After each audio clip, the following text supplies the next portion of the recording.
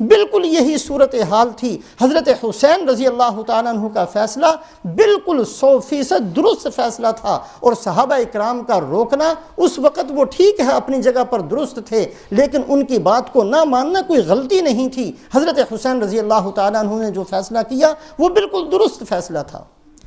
اپنے چچا زاد بھائی مسلم بن عقیل کو روانہ کیا کہ جاؤ پتہ کر کے آؤ۔ یہ جو بڑے بڑے حضرات مجھے روک رہے ہیں، واقعتاً کوفہ والے جو خط لکھتے ہیں وہ اپنے خط لکھنے کے اندر سچے بھی ہیں کہ نہیں، کہ ایسے ہی کوئی سیاسی چال کھیل رہے ہیں۔ مسلم بن عقیل گئے، کوفہ والوں کو دیکھا کہ واقعی بڑی بے چینی سے انتظار کر رہے ہیں، اور بہت زیادہ آ کر مسلم بن عقیل کے ہاتھ پر بیعت کرنا شروع کر دیا کہ جی ہم ساتھ ہیں۔ انہوں نے حضرت حسین رضی اللہ تعالیٰ عنہ کو فرمایا کہ لوگ واقعی آپ کا انتظار کر رہے ہیں، آپ تشریف لے آئیں۔ حضرت حسین رضی اللہ تعالیٰ عنہ نے سفر شروع کر دیا۔ کوفہ کی صورتحال یہ ہوئی کہ یہاں حضرت نعمان ابن بشیر جو صحابی تھے یہ گورنر تھے، لیکن یزید نے ان کو معزول کر کے ابن زیاد کو کوفہ کا گورنر بنا دیا۔ ابن زیاد اور یزید دونوں طبیعت اور عادت کے اندر یکساں تھے، دونوں فاسق و فاجر قسم کے بندے تھے، دونوں عیاش قسم کے لوگ تھے، اور دونوں ظالم اور جابر قسم کی طبیعت کے مالک تھے۔ یزید کی طرف سے جب ابن زیاد کوفہ کا گورنر بنا، اس نے اعلان کر دیا کہ جس طریقے سے بھی ہو حضرت حسین رضی اللہ تعالیٰ عنہ کے ماننے والے اور بیعت کرنے والے اور بلانے والے سب کو سزائے موت دے دی جائے۔ 40,000 کا مجمع مسلم بن عقیل کے ساتھ جمع ہو گیا، لیکن وہ حملہ نہیں کر رہے، اس لیے کہ یہ کلمہ نماز پڑھنے والے لوگ ہیں۔ ابن زیاد نے کسی نہ کسی طریقے سے ان کے بڑوں کو گرفتار کر کے ڈرا دھمکا کر کسی طریقے سے ان کو الگ کر لیا۔ مسلم بن عقیل نے نماز پڑھانی شروع کی، پیچھے مجمع تھا، سلام پھیری تو ایک بھی نہیں تھا۔ حضرت حسین رضی اللہ تعالیٰ عنہ بہرحال سفر جاری رکھا، پہنچ گئے۔ تفصیلات بہت لمبی چوڑی ہیں، اور آخر میں وہی واقعہ پیش آیا جو ہم سنتے رہتے ہیں کہ 82 آدمی صرف، جس میں بچے اور عورتوں سمیت 82 آدمی تھے، اور مقابلے کے اندر 22,000 کا مجمع اکٹھا ہو گیا۔ 3 دن تک بھوکے پیاسے، آخر کے اندر ان کو شہید کر دیا گیا۔ اور شہادت کے بعد صرف یہ نہیں کہ شہید کر دیا گیا، ان بدبختوں نے لاشوں کے اوپر سے گھوڑوں کو دوڑایا۔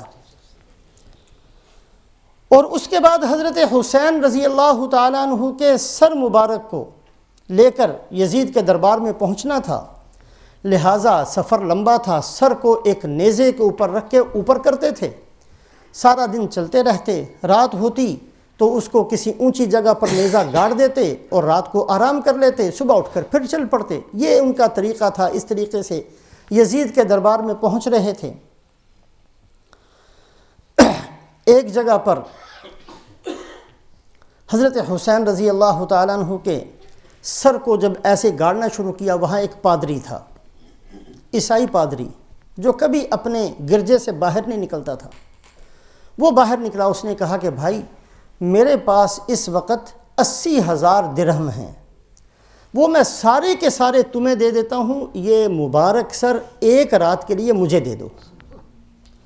وہ تو پہلے ہی پیسوں کے لالچی اور اس قسم کے لوگ تھے، ان کا جو ٹھیک ہے ہمیں حفاظت بھی نہیں کرنی پڑے گی، آپ لے جاؤ۔ 80,000 درہم دیے۔ اس پادری نے سر مبارک کو خوشبو لگا کر اور سامنے رکھ کر ساری رات زیارت کرتا رہا۔ اللہ پاک نے اس کو ہدایت بھی اور ولایت بھی دونوں چیزیں نصیب فرمائیں۔ پھر یہ لوگ ایک جگہ چلے، وہاں ایک دیوار پر ایک شعر لکھا ہوا ملا، کیف ترجو امت قتلت حسینہ شفاعت جدہ یوم الحساب۔ ایسے لوگ قیامت والے دن کیسے شفاعت کے امیدوار ہوں گے جنہوں نے نبی کے نواسے کو ہی قتل کر دیا؟ کس امید پر اللہ کے نبی سے کہیں گے کہ ہماری سفارش کرو؟ یہ ظالم اور جابر قسم کے لوگ تھے۔ انہوں نے کہا یہ کس نے لکھا شعر؟ انہوں نے کہا او بھائی یہ تو تمہارے پیدا ہونے سے پہلے سے لکھا ہوا ہے۔ کہا اچھا، حضرت حسین تو اب شہید ہوئے ہیں، یہ پہلے کس نے لکھ دیا؟ تحقیق کی، پتہ چلا کہ 500 سال سے یہ شعر یہاں لکھا ہوا ہے۔ کیف ترجو امت قتلت حسینہ شفاعت جدہ یوم الحساب۔ بہرحال اس سر کو لے کر جب یزید کے دربار میں پہنچے ہیں اور یزید نے مزید سنگ دلی کا ثبوت دیتے ہوئے چھڑی ہونٹوں کے اوپر ایسے ماری ہے، تو وہاں ایک ہرقل جو روم کا بادشاہ، عیسائی بادشاہ تھا، اس کا نمائندہ اس مجلس میں آیا ہوا تھا۔ اس نے جب اس حرکت کو دیکھا تو کہنے لگا کہ ہمارے پاس حضرت عیسیٰ علیہ السلام جس گدھے پر سوار ہوئے تھے اس گدھے کا ایک کھر موجود ہے۔ جس گدھے پر، گدھا ایک ناپاک جانور ہے، حرام جانور ہے، لیکن جس گدھے پر حضرت عیسیٰ علیہ السلام نے ایک دفعہ سواری کی تھی وہ گدھا مر گیا، اس کا ایک کھر ہم نے رکھا ہوا ہے۔ ہم بڑی حفاظت سے، عزت و احترام سے اس کھر کو رکھتے ہیں اور سال میں ایک دفعہ اس کی زیارت کرتے ہیں۔ حالانکہ کب سے حضرت عیسیٰ علیہ السلام جا چکے، تمہیں شرم نہیں آئی کہ تمہیں ابھی تو وقت بھی نہیں گزرا، آدھی صدی گزری ہے کہ تم نے اپنے نبی کے نواسے کے ساتھ یہ معاملہ کر دیا؟ عیسائی نے کہا۔ ایک یہودی وہاں کھڑا تھا، اس یہودی نے کہا کہ میرے اور حضرت داؤد علیہ السلام کے درمیان میں 70 پشتیں ہیں،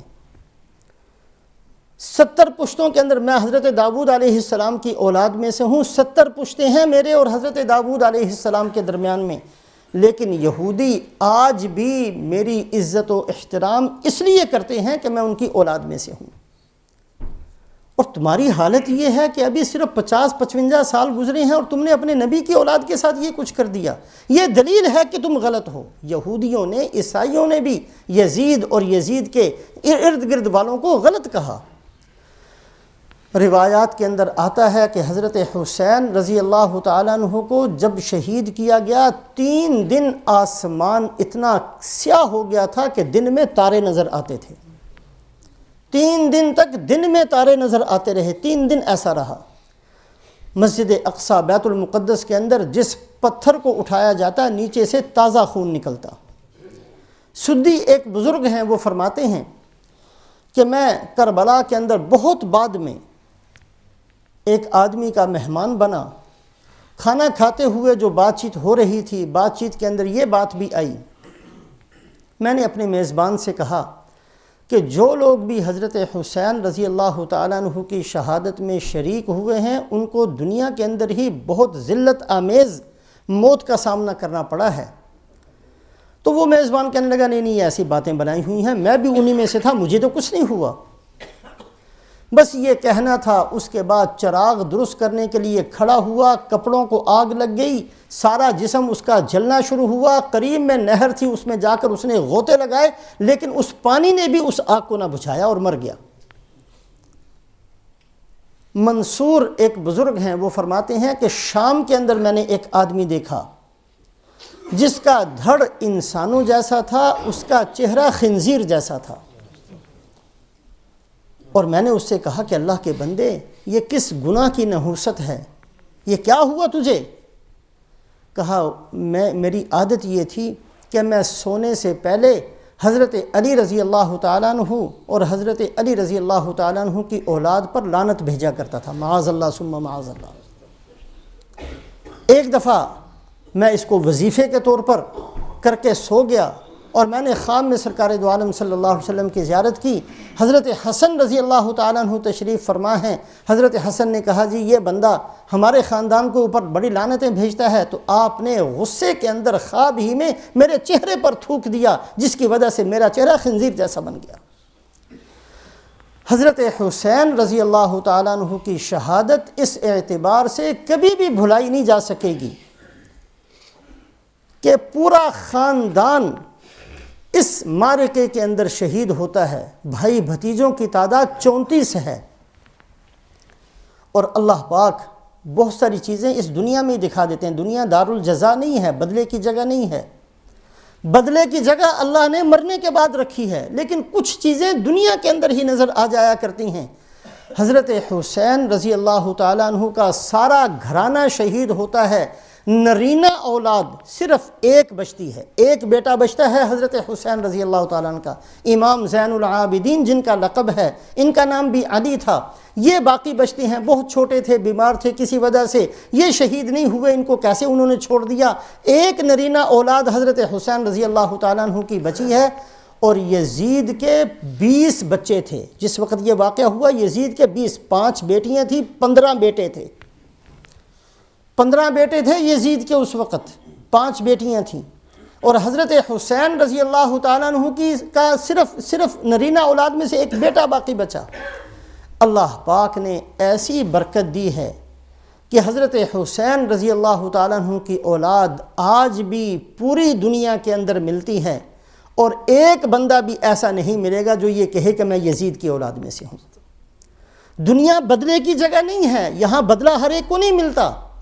دنیا عمل کی جگہ ہے، لیکن اللہ پاک کچھ نہ کچھ دکھا دیا کرتے ہیں. قابیل نے، جو آدم علیہ السلام کا بیٹا تھا، اس نے اپنے بھائی کو قتل کیا، قتل بھائی ہوا ہے. فَأَصْبَحَ مِنَ الْخَاسِرِينَ. قابیل کے بارے میں اللہ نے کہا کہ خسارے والا قابیل بنا. قتل کرنے والے کو نہیں کہا، قتل ہونے والے کو نہیں کہا کہ یہ خسارے میں گیا، قتل کرنے والے کو کہا.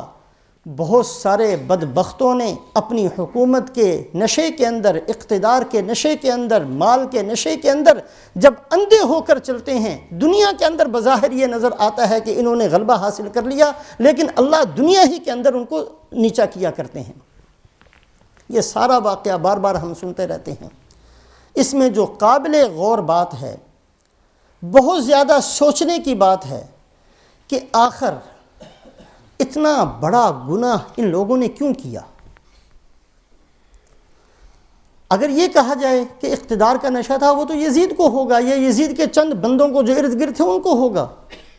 اگر یہ کہا جائے کہ مال کا نشہ تھا تو وہ بھی چند بندوں کو ہوگا. یہ 22,000 کا سارے کا سارا مجمع تو ایسا نہیں ہوگا. یہ اتنا بڑا مجمع، آخر کیا مصیبت پڑ گئی تھی ان لوگوں کو کہ اتنے بڑے گناہ کا ارتکاب کیوں کیا. تو اس بات کو بار بار سامنے رکھیں اور زندگی میں بار بار اس کو سوچنے کی کوشش فرمائیں.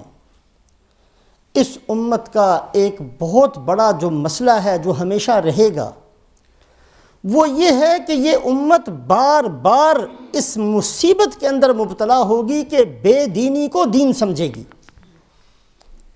گمراہی کو ہدایت سمجھے گی، کفر کو ایمان سمجھے گی، نفاق کو اصلاح سمجھے گی. یہ اللہ پاک نے چیزیں بیان کی ہیں. منافقین کو کہا جاتا ہے یہ دوگلا پن کیوں اختیار کرتے ہو؟ اور جی ہم دوگلے پن تھوڑی ہیں، ہم تو بڑے سمجھدار ہیں، لوگوں کو ساتھ لے کر چلتے ہیں، مصلحتوں کو جانتے ہیں، جوڑنا جانتے ہیں، اس لیے یہ نفاق کو اختیار کرتے ہیں کہ ٹھیک ہے باپ کے ساتھ گئے تو اس کے ساتھ بن گئے، ہندو کے ساتھ گیا تو ہندو بن گئے، سکھ کے ساتھ گئے تو سکھ بن گئے. یہ ہماری مصلحتیں ہیں. نفاق کا نام مصلحت رکھا جائے گا، بے دینی کا نام دین رکھا جائے گا، گمراہی کا نام ہدایت رکھا جائے گا، کفر کا نام ایمان رکھا جائے گا. ایک دفعہ نہیں، اس امت کے اندر بار بار یہ مصیبت آئی ہے، اور یہ امت بار بار اسی گناہ کی وجہ سے بعض دفعہ بہت نیچے گری ہے. حضرت علی رضی اللہ تعالیٰ عنہ کا قاتل ابن ملجم، رسول پاک علیہ السلام جس کے بارے میں فرما چکے تھے کہ اس دنیا کے اندر بدبخت بہت آئیں گے، لیکن 2 بدبخت ایسے ہیں کہ جو بدبختی کے اندر سب سے آگے نکلنے والے، ایک وہ بدبخت جس نے حضرت صالح علیہ السلام کی اونٹنی کے پاؤں کاٹے تھے، اور دوسرا بدبخت وہ ہوگا جو اے علی تجھے قتل کرے گا. اتنا بڑا بدبخت، لیکن قتل کرتے ہوئے ذکر کر رہا تھا، قرآن پڑھ رہا تھا. وہ قتل کرتے ہوئے یہ نہیں کہہ رہا تھا کہ میں نے کوئی گناہ کا کام کیا ہے. یا ضربۃ من تقی ما اراد بها الا ليبلغ من ذي العرش رضوانا انی لاذکره یوما فاحسبه اوفى البریۃ عند اللہ میزانا. یہ بدبخت تھا جس نے اتنا بڑا جرم کیا اور کہتا یہ تھا کہ میں بڑا متقی پرہیزگار ہوں، جو میں نے کام کیا ہے اس کی وجہ سے کل قیامت والے دن جب نامہ اعمال تلیں گے تو میرا پلڑا سب سے زیادہ وزنی ہوگا. اتنا بڑا گناہ، اور سمجھتا کیا ہے کہ نامہ اعمال میں اتنا جتنا میرا پلڑا بھاری ہوگا کسی کا نہیں ہوگا. یہ اس امت کے اندر ایک دفعہ نہیں، قیامت تک یہ مصیبت آتی رہے گی. یہ بے دینی کو دین سمجھنا، گمراہی کو ہدایت سمجھنا، کفر کو ایمان سمجھنا، ظلمت کو نور سمجھنا، یہ گناہ بار بار ہوگا، جس کی وجہ سے یہ بہت سارے ایسے کام کر چکیں گے، کرتے رہیں گے جو اللہ اور اللہ کے رسول کی ناراضگی کا سبب بنیں گے. بنیادی وجہ یہ تھی کہ 22,000 سارے کا سارا اقتدار کے نشے میں نہیں تھا. سارے کا سارا وہ مجمع جو حضرت حسین رضی اللہ تعالیٰ عنہ کے خون کرنے والا اور قتل کرنے والا بنا ہے، وہ سارے کا سارا مال کے لالچ میں نہیں تھا، لیکن ان کے اوپر یہ ایسی محنت کی گئی کہ نہیں تم کوئی برا کام تھوڑی کر رہے ہو، دین کا کام ہے، فتنہ ختم کر رہے ہو اور تم اچھا کام کر رہے ہو، تمہیں اس پر اجر ملے گا، تمہیں اس پر نیکیاں ملیں گی۔ یہ وہ سبق ان کو پڑھایا گیا جس کی وجہ سے وہ سارے کے سارے اتنے بڑے گناہ کبیرہ کے مرتکب ہوئے۔ اللہ مجھے بھی اور آپ کو بھی ہدایت کی توفیق نصیب فرمائے کہ ہم ہر موقع پر یہ سمجھنے والے بنے کہ ہمارا قدم اللہ اور رسول کی مرضی کے مطابق ہے یا اس کے خلاف ہے۔ اللہ توفیق نصیب فرمائے۔